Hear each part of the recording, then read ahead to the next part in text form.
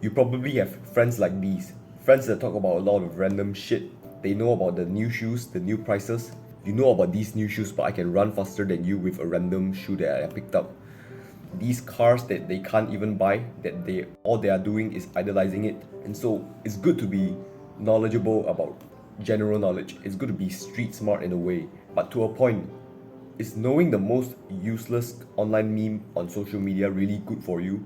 No matter how poor you are, no matter what circumstances you are in, there's one thing that you have, and it's worth much more than you think: your attention. It is like a currency, it is like money, something that you can use to grow something in your life. And most people just throw all of it away every day on useless things.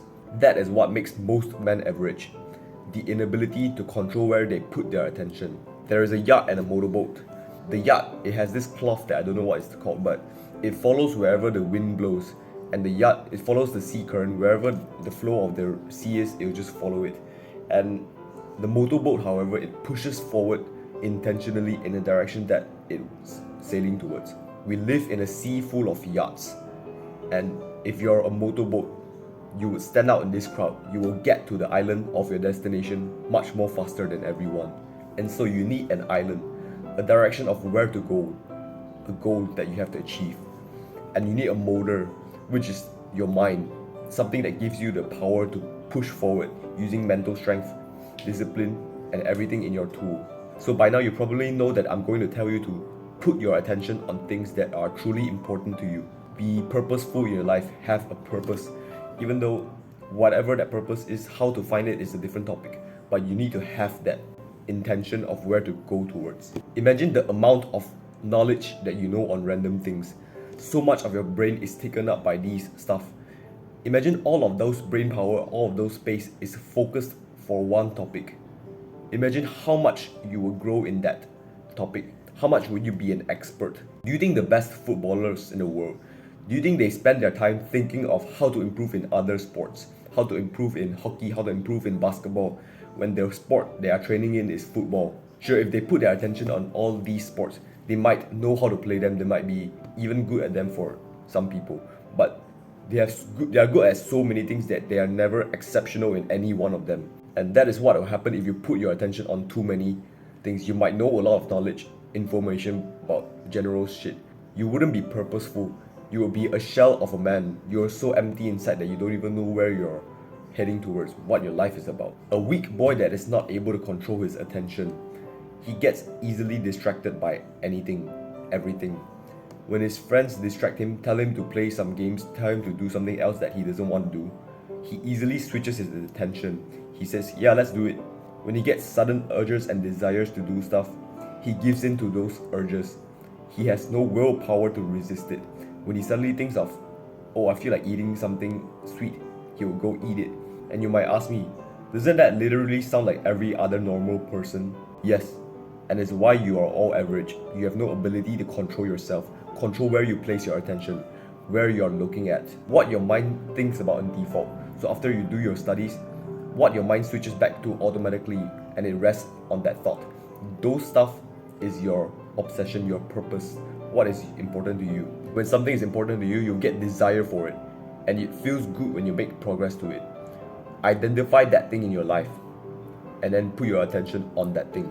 So there's this weird phenomenon where you would use this, oh, I'm going to focus on my purpose thing to run away from challenge, run away from stuff that you actually want to get but you can't. And sometimes that might work. Some desires can be suppressed, but if it is so strong, if it becomes an obsession, then it is part of your purpose layer that you must treat and peel back immediately, even though it might seem like not something that's not truly important to you.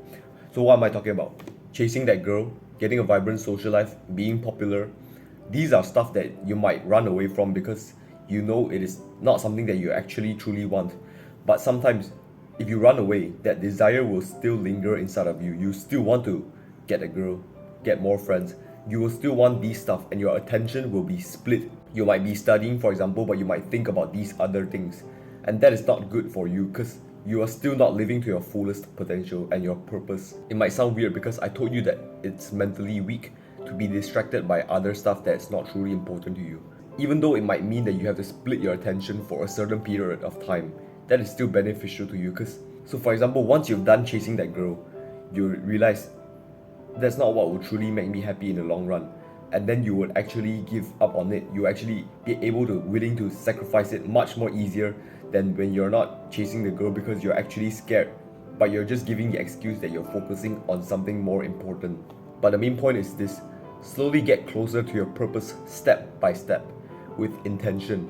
Even though that my intention might not be on somewhere that is useful, but you don't really know if it's useful for it, but you place your attention on it to grow it, and then realize that it's not important to you, and then you find something else to put your attention on. As long as you know where you're going, what you are doing in life, then you would already be different from all of these average people who don't even control their attention, where they spend it. So how do you actually control your attention? Here are some usable steps that you can just implement in your life. You are interested in something, and you can just make it easier and convenient to be immersed in it. You can set up your apps so that there are no games in your phone, so you will actually be interested in studying when you're bored. Find a gym nearby, put the healthy food on your table so that you will get easier into diet. And also your social environment is very important. You are the average of the 5 people you spend the most time with. Your friend groups, who you talk to most, they will influence your mindset. And if you spend a lot of time with them, even though you're not truly enjoying the time, then you are not living to your fullest potential. You're not putting the attention on where you actually want. That doesn't mean you have to cut them off, but just choose who you want to be close to. Choose who you put your attention on the most, who you think about, and who you are grateful for. And lastly, time is not equal to attention. You can spend the whole day studying in the library, but if your attention is elsewhere, if you're looking at girls, if you're looking at cats, if you're thinking of other things, the things that you're going to do after studying, then your attention is still split up even though you spend the whole time studying. Be careful of this. Be careful of where you spend your attention. Attention is like a currency, it's like money that you have. Everyone has this, and if you know how to spend it on important things, on useful things in your life, then you will beat everyone else who just throws all of it away. To you, joining us on this journey of self-improvement, our future is bright.